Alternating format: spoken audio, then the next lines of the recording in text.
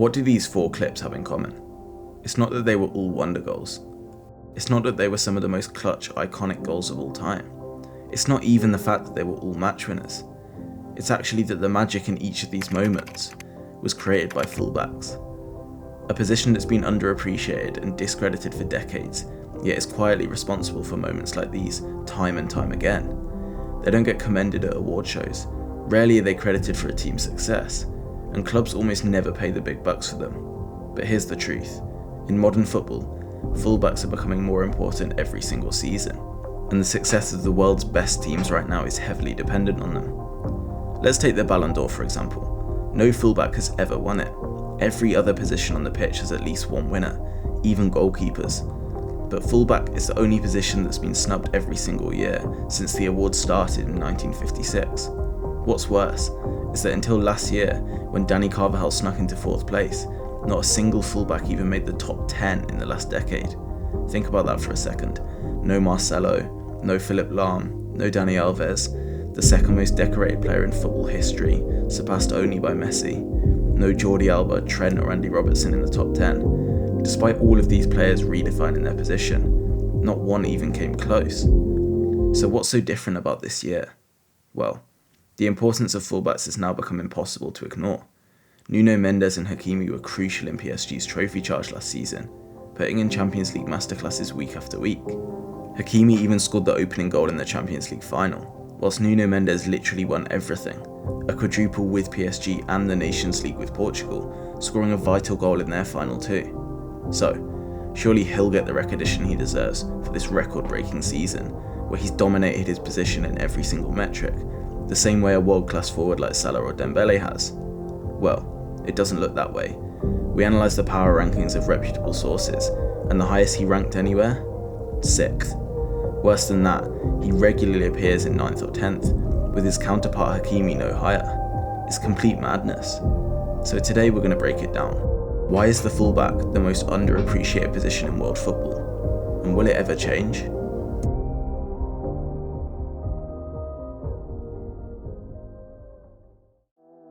The fullback has always been one of the most muted roles in football. Think back to youth football, or even Sunday League, and you'll see it. Fullback was always a position for players who didn't fit anywhere else. The failed winger, the midfielder without technique, the centre-back who wasn't quite tall enough. Fullbacks were rarely the most talented players, and for years were considered the least important component of a team. Maybe this is because it takes intricate tactics and team structure for a fullback's true value to shine, which is why so few stood out in the past.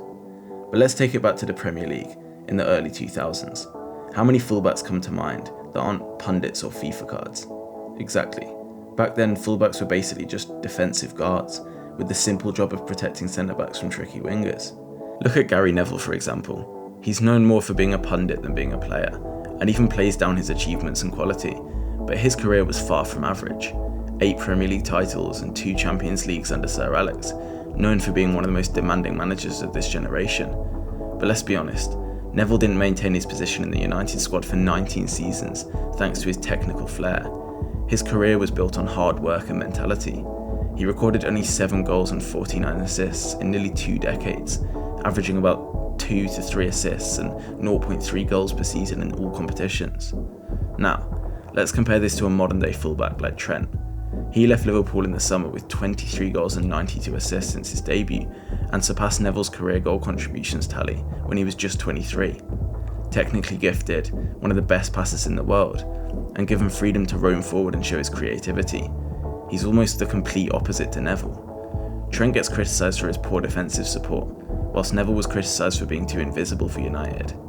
2 successful fullbacks in dominant Premier League sides, yet completely different archetypes. So what happened, and how did the role flip so dramatically in such a small period of time? Well, managers started demanding fullbacks who could attack. Even with a defensive cost, the impact of having 2 additional players in the attack with the ability to create became game-changing. And as we all know, football fans are simple. We love goals and we love attacking football. The Ballon d'Or rankings are a perfect example of this. So maybe that's why we're finally noticing the true importance of fullbacks. But let's be clear, a player like Trent or Hakimi isn't actually brand new. We've seen similar fullbacks in the past, exciting to watch, ridiculous technique and goal-scoring threat, and playing for Real Madrid. over 20 years ago, Roberto Carlos set the blueprint. Carlos was unique for his time. He wasn't just a defender, he was an attacking weapon as well.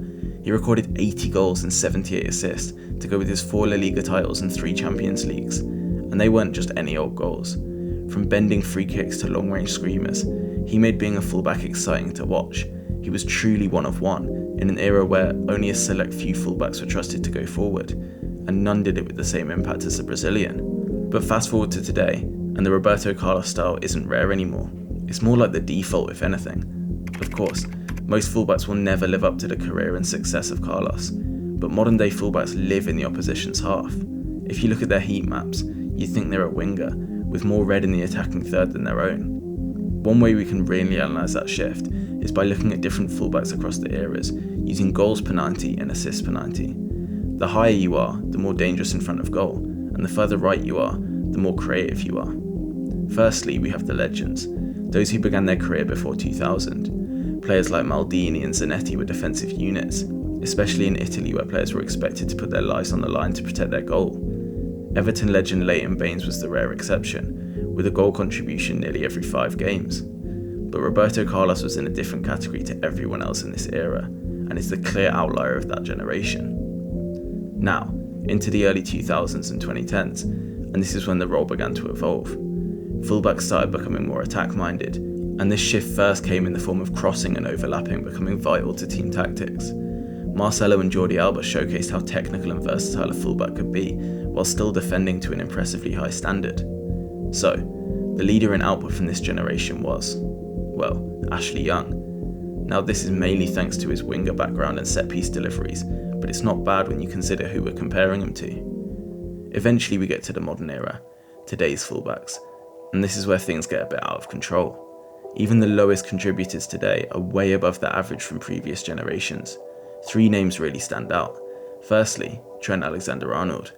Inverting into a deep-lying playmaker role in possession for Liverpool allowed him to get an assist nearly every 3 games, numbers that would impress anywhere on the pitch. Next, we have Jeremy Frimpong and Achraf Hakimi, who combine this creativity with a real goal-scoring threat, with over 0.2 goals and 0.15 assists per 90, something no fullback from the 2000s could even dream of.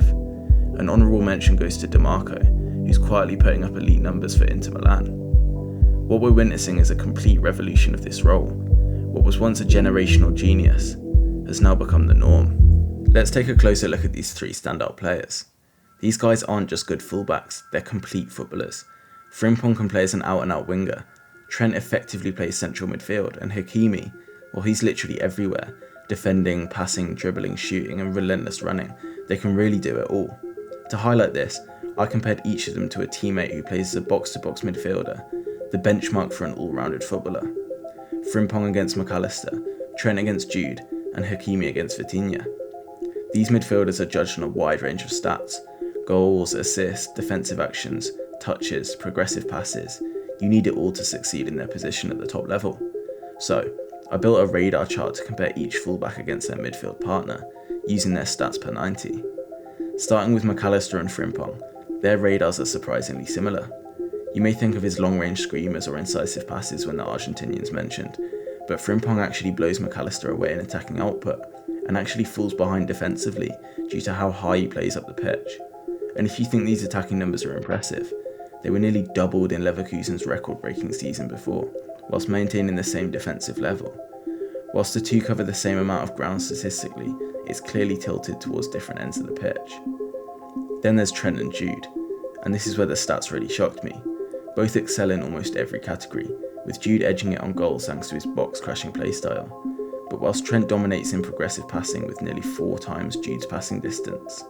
Think about that, a right-back matching one of the best midfielders in the world across the board. Finally, Hakimi and Vitinha in the quadruple-winning PSG team. Vitinha has received high praise this season as one of the best central midfielders in the world, and it's hard to argue with it after his domination for PSG and Portugal. So you'd expect Hakimi not to keep up in these metrics. But not only does he keep up, he actually outshines Vitinha in most areas.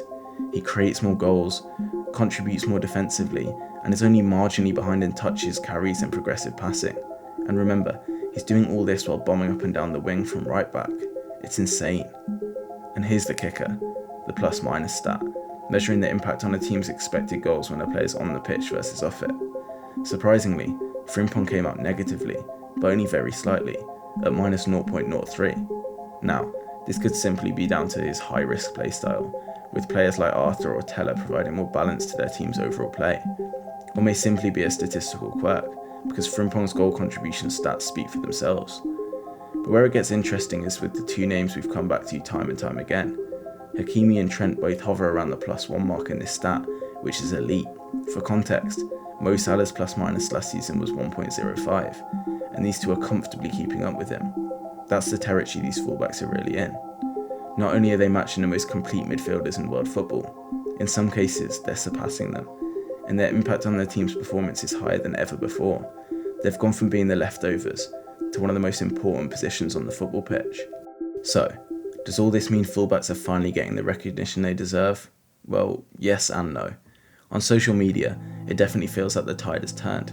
Hakimi and Mendes have received plenty of love, and although they might deny it now, Liverpool fans had Trent firmly in the same category as Van Dijk and Salah. And you just had to watch them play last season to see it. Trent's clutch crosses and last-minute winners, Nuno Mendes pocketing the world's best wingers, and Hakimi's electric overlapping runs and huge goals. They were relentless. And get this, Nuno Mendes is now the most decorated under-23 player of all time, overtaking Kingsley Coman, and he literally won the league every single season since he was 16. So, on the pitch it's obvious, and the fans clearly see it, but when it comes to the major awards, fullbacks are still overlooked. Hakimi is 50-1 to win the Ballon d'Or, with Nuno Mendes somehow even lower at 66-1, even though Vitinha's priced at 16-1, and Kvaratskhelia, who only joined PSG in January, matches Hakimi's chances. In reality, there's almost no way a fullback will ever get in the top 3. So, as we probably watch Lamine Yamal or Ousmane Dembele lift the Ballon d'Or this year, ask yourself, what more could Hakimi or Mendes possibly have done to get that same recognition?